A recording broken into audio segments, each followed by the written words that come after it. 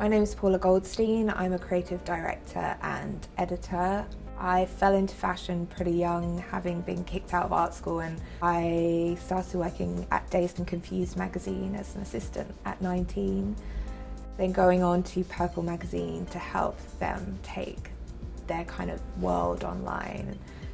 I left to try and pursue my own ideas and start Voyage D'etudes, which is like my own lifestyle site, and was kind of happily off doing that when Refinery 29 asked me to move to New York and be their fashion director. Voyage D'etudes is French for study trip, and it came about from I travelled so much through my work and I met all these amazing people, but I also was living in this world where everything was sort of fake. So I just wanted to have the idea of a scrapbook, which was what we had as kids, this imperfect view of the world.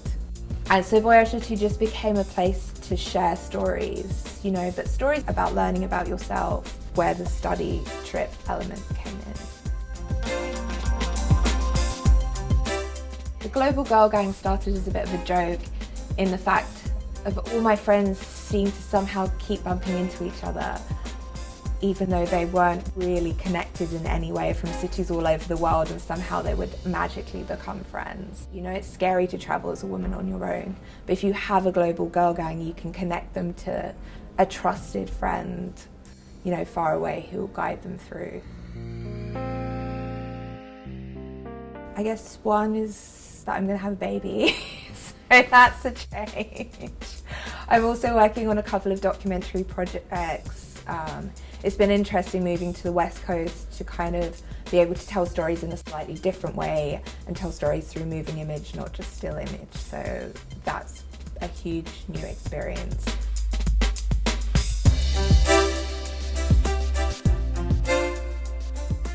For me, female empowerment is about equal rights. It's not about dominating as a sex. I don't think anyone should have rights over anyone else.